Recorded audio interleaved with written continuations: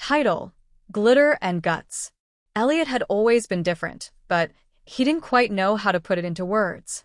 Growing up, he spent most of his free time rifling through his mom's closet, slipping into her high heels and twirling in front of the mirror with the sheer joy of being someone else.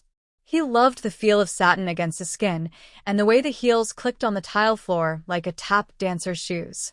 At school, he was the quiet kid, the one who liked his glittery notebooks and never seemed to fit in with the cool crowd. But then, one fateful night, he found RuPaul's Drag Race on TV. Elliot was 16, scrolling mindlessly through channels when he stumbled upon a scene that made his jaw drop. Men, fierce and fabulous, strutting down a runway in outrageous outfits, making jokes, performing lip syncs, and, most importantly, owning every moment with a kind of confidence Elliot had never seen before. He watched, wide-eyed, as RuPaul said, "If you can't love yourself, how the hell are you gonna love somebody else?" From that moment, Elliot was hooked. He was sure of it, he was a drag queen in the making. He began practicing his makeup in his room, experimenting with everything from contouring to glitter eyeliner. He scoured YouTube tutorials, learning how to perfect his look. His mother's dresses, once just playful pieces of clothing, now became his armor, his shield against a world that might not understand him. But Elliot was careful. He didn't tell anyone about his growing obsession. He kept it to himself, telling only his best friend Mia, who, bless her heart, was as supportive as a friend could be.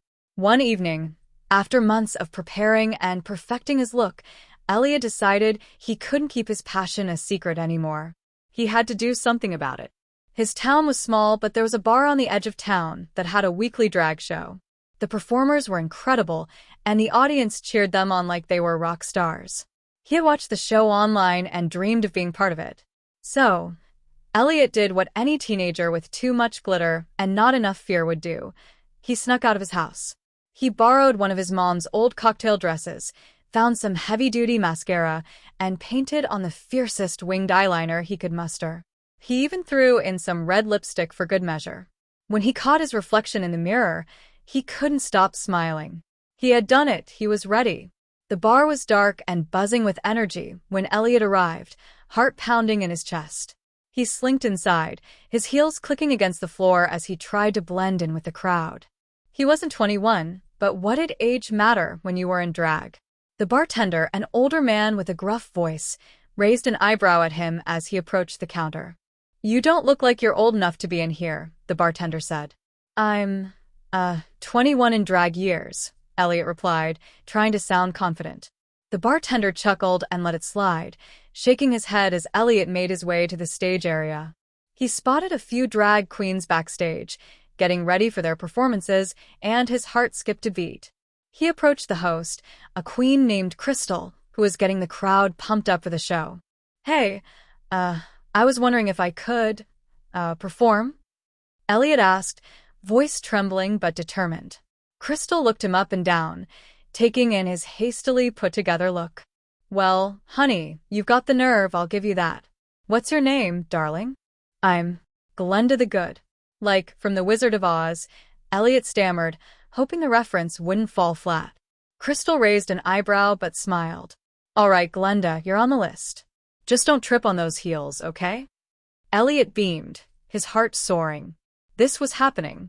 He had dreamed of this moment, and now it was his chance to prove to himself and the world that he was more than just a kid who liked to play dress-up. When his name was called, Elliot stepped onto the stage, nerves rattling his bones. The spotlight hit him, and for a brief moment, he froze. The crowd went silent, unsure of what to expect. But then, he remembered the queens he had watched on TV. He remembered their boldness, their charisma, and their fierce spirit. He took a deep breath, strutted across the stage, and started lip-syncing to "I Will Survive." The crowd erupted in laughter and applause as Elliot performed with more heart than precision, twirling and spinning with reckless abandon. He didn't care if he was perfect, he was having the time of his life. By the end of his performance, the bar was buzzing with energy. Crystal, who had watched from the wings, walked up to him and patted him on the back. "Not bad for a first-timer. You've got guts, kid." Elliot grinned, his face flushed with excitement. Thanks. I've got plenty of glitter, too. That night, he returned home, sneaking back into his bedroom, still on a high from his first performance. But the next day, something else was weighing on his mind. He couldn't keep hiding anymore. His parents needed to know. After dinner, Elliot sat them down in the living room. His mom was flipping through a magazine, and his dad was flipping through the TV channels. He took a deep breath, fighting the nervousness bubbling up inside him. Mom, Dad, he started, his voice shaking a little. I need to tell you something. His mom glanced up, concerned. What is it, honey? I'm a drag queen. And I'm really proud of it. His dad didn't immediately respond. The silence felt like it stretched on forever, and Elliot could feel his heart pounding in his chest. But then his mom's face softened, and she smiled warmly. You know, I kind of suspected something when I found my dresses missing, she said, a twinkle in her eye. I think it's amazing that you're being true to yourself, Elliot. His dad, though still silent, gave him a small nod. Just be safe, son. And don't forget, we love you no matter what. And just like that, the weight on Elliot's shoulders lifted. He was no longer hiding. He was finally free to be himself, in all his glittery, fabulous glory.